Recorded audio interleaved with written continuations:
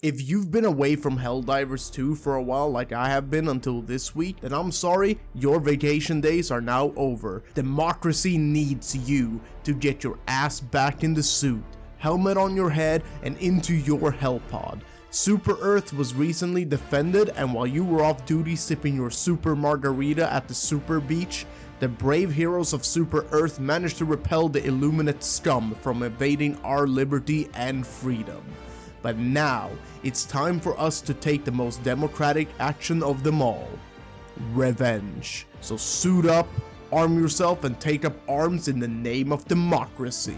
For real though, I've been back to Helldivers lately after not having touched it since the whole Sony debacle back in 2024, and man can I say I missed this game. I had forgotten how clean this game feels and still feels compared to a lot of the modern releases you see these days, and yes, playing with friends and joining missions and the connection can still be a bit wonky sometimes, but it's time to hell dive into the story and drama surrounding this game's journey up to this point.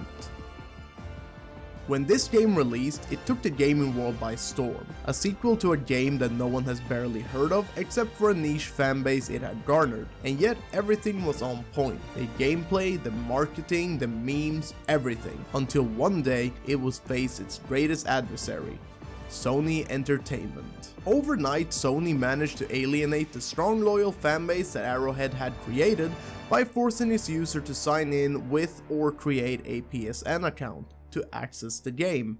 The only problem was that not every global region had access to PSN, which would mean that numerous countries would be locked out from even accessing the game, despite purchasing it. This wasn't just consumer unfriendly, but borderline illegal against consumer rights. Sadly, this would also become Arrowhead's problem as well. Despite having no say in the situation, the game went from having overwhelmingly positive reviews on Steam to overwhelmingly negative overnight. Thousands of reviews standing up for the people who had now been excluded from playing, and in the end, victory was achieved and democracy prevailed. The requirement was lifted and everything was happily ever after.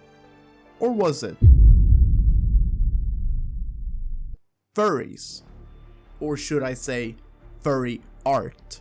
It's well known that most games nowadays that releases also have a Discord community as well to strengthen the bond between its player base and the developers and moderation team. But what happens when the game about freedom, liberty, and democracy has a moderator team acting against freedom of speech and opinion? You guessed it, drama. The Helldivers Discord is a place not only for chatting and constantly talking about the game, the server also hosts other sections where art can be posted and where users can react with whichever emote they deem appropriate for the situation. I think you can see where this is going already. The incident revolved around a moderator on the Helldivers 2 Discord who we can call Malunga. Malunga was a prevalent figure in the community and the entire Discord team and always seemed quite based, until they noticed the vomit emote. Oh my poor heart, I can't believe people would put a vomit emote on all the furry art. By gods, it's unbelievable.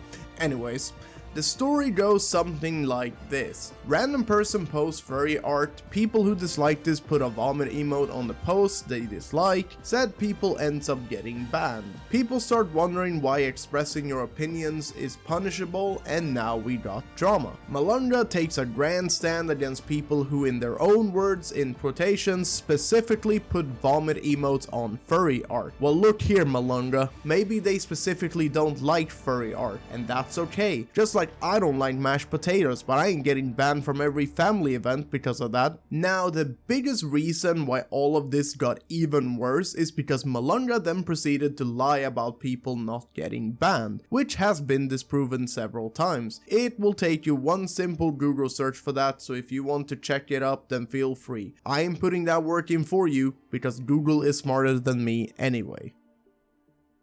A common thing in PvE game is that the characters you play are meant to feel the power progression and make life a little bit easier, but Helldivers 2 has a notorious reputation of over-nerfing weapons, making them practically into BB guns. This, accompanied by several game-breaking bugs, has also led to some review bombing, and rightfully so, but instead of letting the players feel rewarded and powerful and raising the struggling weapons up to the same level as the powerful one, they instead nerfed the gun down to the others, making every weapon feel like a weak option. I will give credit where credit is due. Arrowhead does listen to the community and has reverted some of the more egregious nerfs and updates, and instead focus on what players really want, to disperse democracy on a bigger scale. And luckily they also fixed the game-breaking bugs, even if they shouldn't have been there in the first place. But hey, it's better than abandoning your game entirely. It is now 2025, and I've been stuck in a freedom camp on Super Earth. They labeled me a traitor for making this video, and even though the Thief training manual said they were fake, I can probably see they're rigged. Please help. On a real note though, I think despite the ups and downs this game has had, I still think it's worth the purchase. Nowadays the game goes for only €39.99 or $45, but if you still feel a bit hesitant, then wait for a sale. If you love co-op PvE shooter, you will love this experience too. It doesn't only have fun gameplay, but it also has an amazing community, and the democracy memes and over satirical content will never stop being funny in my opinion. So if you're out of games to play, you feel bored and lonely, become a Helldiver. Become a hero. Huge shout out to you if you made it to the end of the video. Thank you for watching. I really appreciate it if you could drop a like and maybe consider subscribing to the channel. I will be making more game story content like this right here on this channel, and perhaps you can comment down below any game you think I should play and look into next, or maybe comment your experience with Helldivers too. Okay, that's it. Bye bye.